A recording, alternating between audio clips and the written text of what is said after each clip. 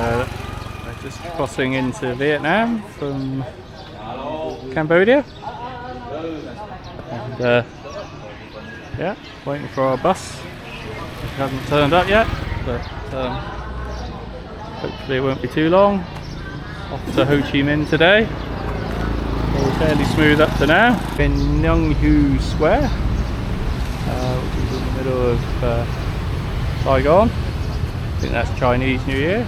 So that's a little memorial to 50th year of the end of the war with America.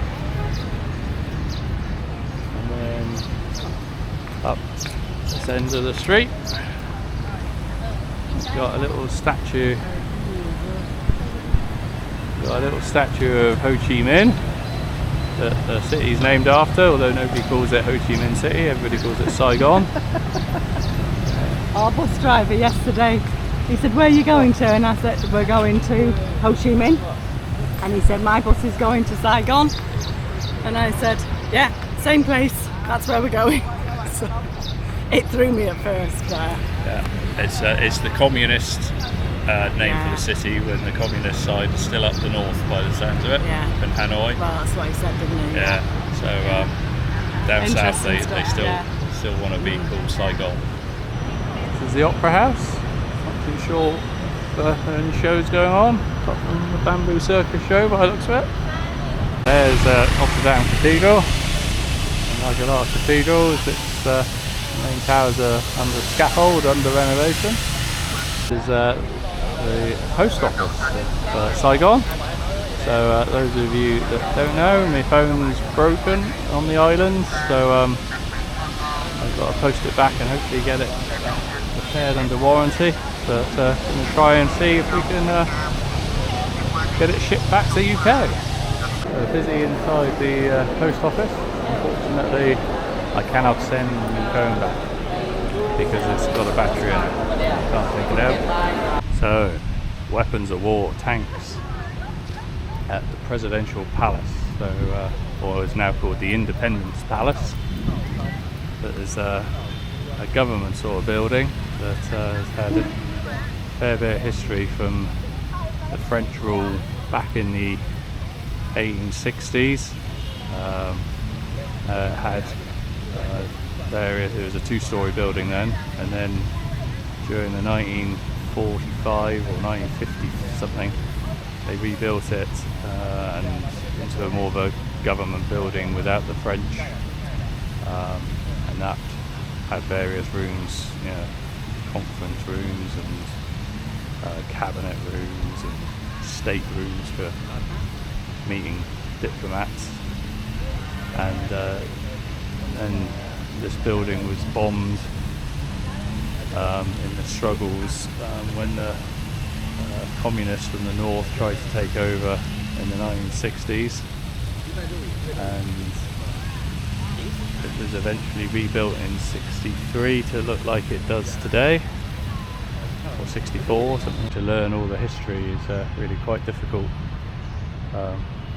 Because it was sort of between 54 and 75, a hell of a lot happened, and a lot of names that both of the Vietnamese South government, the Vietnamese North attacking people, the American presidents,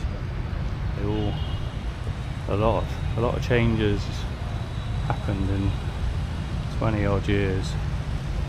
Our first Vietnamese sort of semi-street food is in a sort of like a food hall type place, so there's lots of different choices.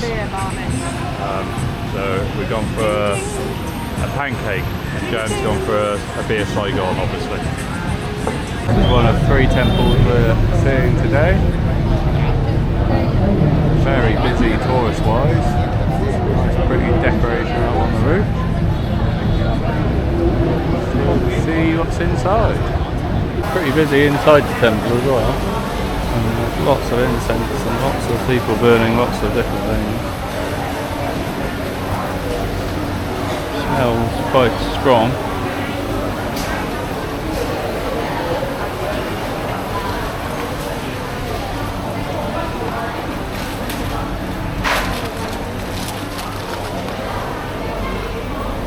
final temple, Hoi Long, something like that.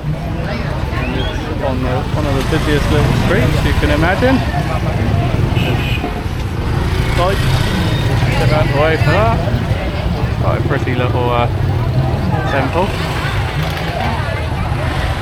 As busy inside as outside. Similar to the other temples, for burning incense. The traffic in Saigon. Basically, if you're bigger than the next one, you got right away. And if you beat your horn, that apparently gives you the right away too. These people coming across, they'll just keep coming until something stops. They're not hiring any bikes around here, that's for sure. You just got to keep creeping forward. Keep creeping forward and you'll get there. So Chris and I have come to District 4 looking for some street food. Typically street food everywhere you go. There's motorbikes, it's just sort of quieting down a little bit. But yeah, it is mental with the tea.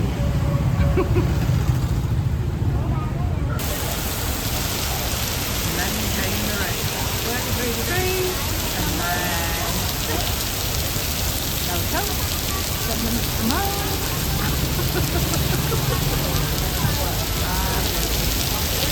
Welcome to Vietnam. I had a first stop at our Ho Chi Tunnel trip to this handicraft store where they sort of produce this sort of product here, sort of eggshell and seashell designs, and yeah, showed us how they process it and make them. And they're all designed by people that were affected by the Agent Orange that the Americans used in the Vietnam War. Our day trip to the tunnels was really very good. Enjoyed learning a little bit about the history and the techniques that they used against the American army. Some a bit primitive, well, most of them very primitive, but yeah, it was good. And climbing through the tunnels was an experience. Got very hot and muggy down there, so we didn't do the full 100 meters, but we gave it a go.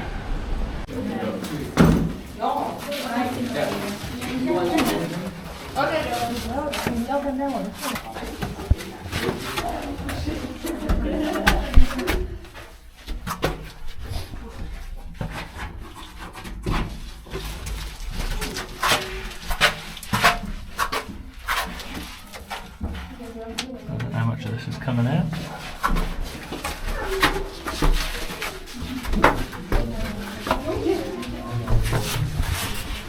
Going down again.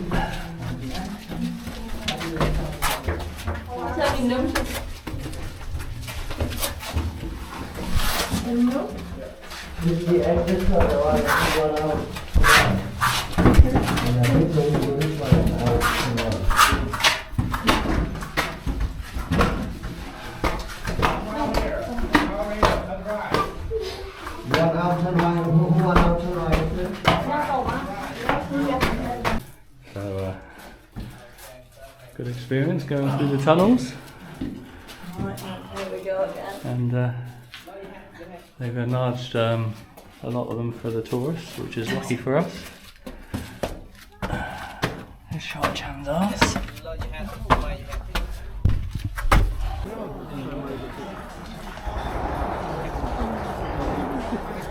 Do you want to try inside? Check everything, sit down. Here, pen. At that time, the final guerrilla soldier, they had to cover.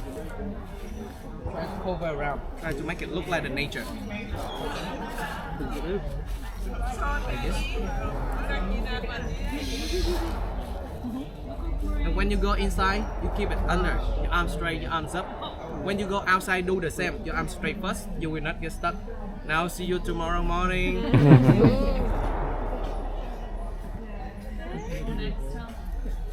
You see over there, and her. Lot of stairs.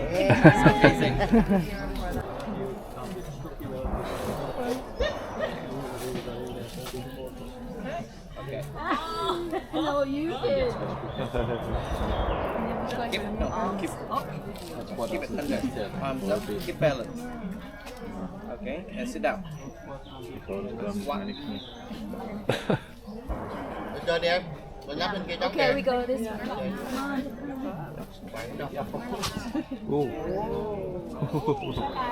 It's gone.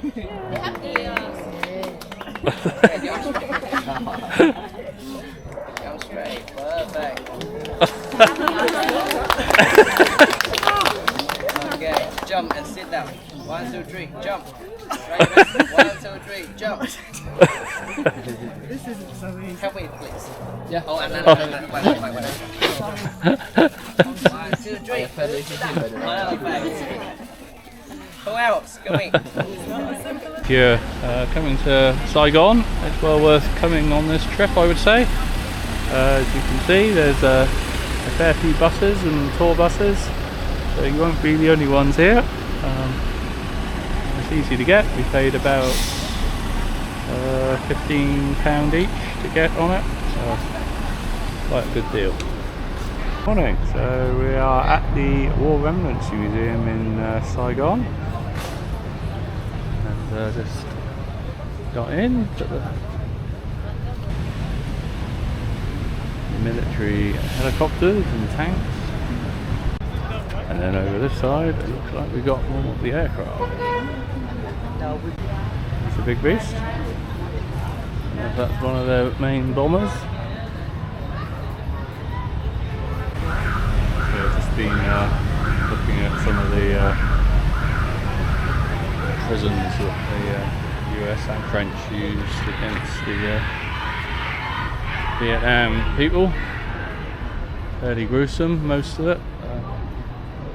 So not pleasant reading or looking at some of the pictures. But bear in mind that it's all very one-sided. There's nothing of the conditions the American soldiers were in, but regardless of that, the things that the Americans did don't look too good. Just goes to show that no war's any good.